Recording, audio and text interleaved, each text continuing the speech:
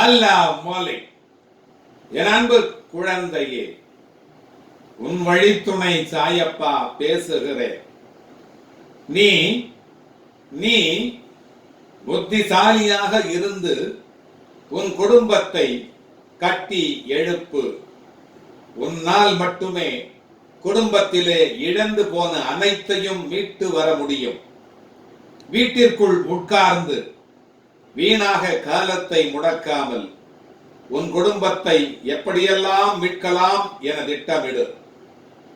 பிறர் உன்னை கேலி பேசுகிறார்கள், குறை கூறுகிறார்கள், அவமரியாதையாக பார்க்கிறார்கள் என்றெல்லாம் கவலைப்படாதே. அவர்களெல்லாம் உன் வளர்ச்சியை பிடிக்காமல் மீண்டு வந்து விடுவாய் என்கின்ற பயத்திலே புலம்பிக் கொண்டிருக்கிறார்கள். அவர்களுக்கு எல்லாம் ஒரு புன் சிரிப்பை தவிர வேறெதையும் நீ காட்டாதே. இழப்பில் இருந்து படிப்பினையை கற்றுக்கொள். எழுந்து கால் ஊன்றி நில். உன்னால் முடியும். உன்னால் மட்டுமே முடியும். நிச்சயமாக சறுக்கலில் இருந்து மீண்டு நீ சாதிக்கப் போகிறாய். உன்னை இழந்தவர்களும் உன்னை கைவிட்டவர்களும் கடன் கொடுத்து சுரண்டியவர்களும் கதவை சாத்திக் கொண்டு போனவர்களும் உன்னை பார்த்து பிரமிக்கப் போகிறார்கள். அதுவரை நான் சிறிதும் அயராது உனக்காகவே உழைக்கப் போகிறேன். உன் வாழ்க்கையில் இதுவரை நீ கண்ட தேடல் எத்தகையது என்று யோசித்துப் பார். அந்த தேடலில் நீ கண்ட விஷயங்கள், அவற்றின் பாடங்கள், அவைகள் உனக்கு உணர்த்திய பக்குவங்களும் அறிவுரைகளும் இவையெல்லாம் எல்லாருக்கும் எளிதில் கிடைக்கும். ஆனால் அந்த தேடலுக்கு நீ கொடுத்த உண்மையான உயிரோட்டம் உள்ள அர்த்தத்தின் பங்களிப்பு, அவைகள் உனக்கு 1000 உணர்த்தி இருக்கலாம், 1000 வெற்றிகள் தோல்விகள் கொடுத்திருக்கலாம். ஆனால் அதற்கு நீ உன்னை எந்த அளவிற்கு உயர்த்த வேண்டும் என்று யோசித்து உள்ளாயா? நான் சொல்வது உன் தொழில்களிலோ இல்ல தேர்வுகளிலோ சொல்லவில்லை. வாழ்க்கை என்ற தேடலில் உனக்கு தரத்தை நீ எந்த அளவிற்கு உன்னை நீ முன்னேறி வைத்துள்ளாய் என்பதைத்தான் நான் உணர்த்துகின்றேன். உண்மையான மனம் கொண்ட அன்பு நிறைந்த மனிதர்கள் உன்னை சுற்றி உன் தேடலில் இருந்தவர்களுக்கும் நீ உதவிய மற்ற மனிதர்களின் தேடல்களுக்கும் எத்தனை உள்ளத்தை சம்பாதித்து வைத்தாய் என்று கேட்கிறேன். நீ முன்னேறினாய். உன்னுடைய மனிதர்களையும் முன்னேற வழிபுரிந்து உள்ளாயா? உனக்கான வெளிச்சத்தை சிறு சிறு உதவியாய் செய்தவர்களுக்கு, உன் தேடலில் பங்கு வகுத்தவர்களுக்கு துணையாய் இருந்துள்ளாயா என்று பார். ஒருவேளை அப்படி நீ இருந்திருந்தால் வாழ்க்கையில் நிம்மதி, அன்பு என இரண்டும் தான் இப்போதைய காலத்தின் அத்தியாவசிய தேவை. இவற்றை செய்தவர்கள் என்ன என்பதை உணர்ந்திருப்பார்கள்.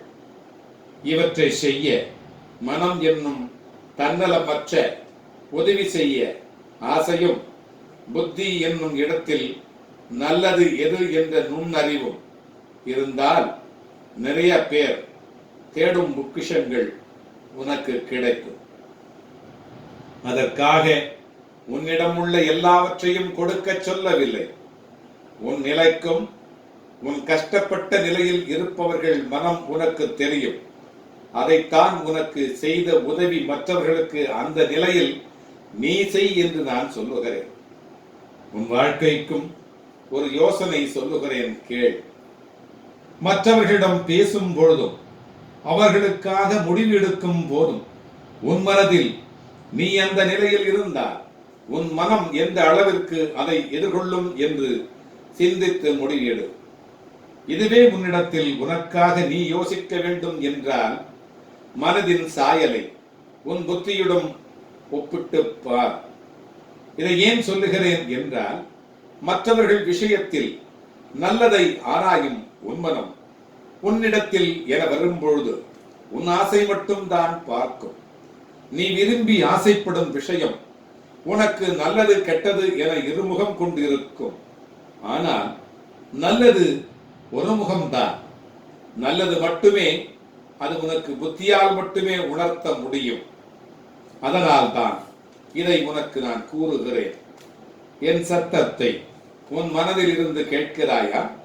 உன் வாழ்வில் நீ எப்படி செல்வாய் என்கின்ற பயத்தை நீ தூக்கி எறிந்துவிடு.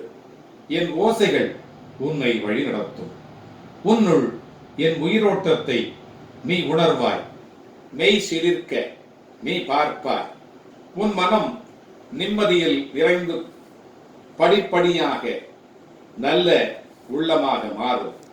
வாழ்வில் இனிமைக்கான காலங்கள் உனக்கு அரங்கேறப் போகிறது. நீ வைரக்கல். உன்னை வடிவம் கொண்டு வந்து வெளிச்சத்தின் பேரொளியைப் போல வீசவே நான் உனக்கு இவற்றையெல்லாம் நிகழ்த்துகின்றேன். உன் சாயப்பாவின் வார்த்தை உனக்கான இரத்த ஓட்டத்தைப் போல இனிமேல் என் நாவிலே தோன்றும். சொற்களின் பேர் அருளை பெறுவாய்.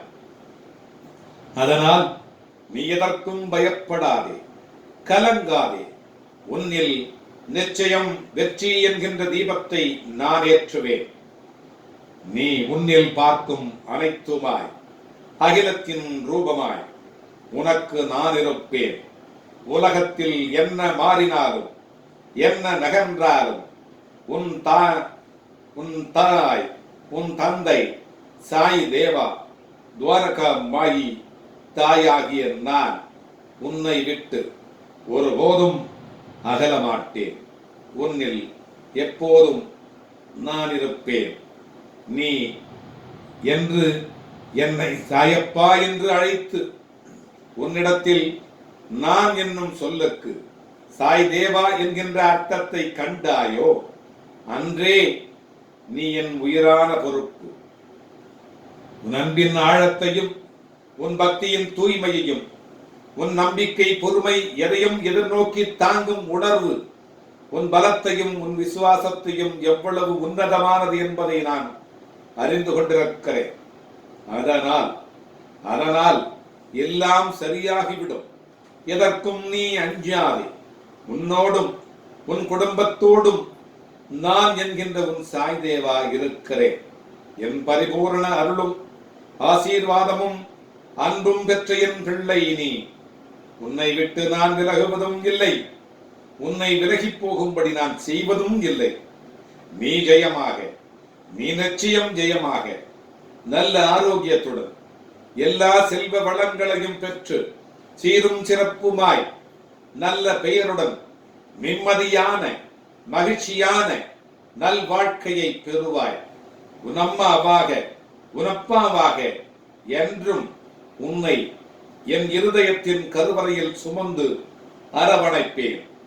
அல்லாஹ் மாலிக்.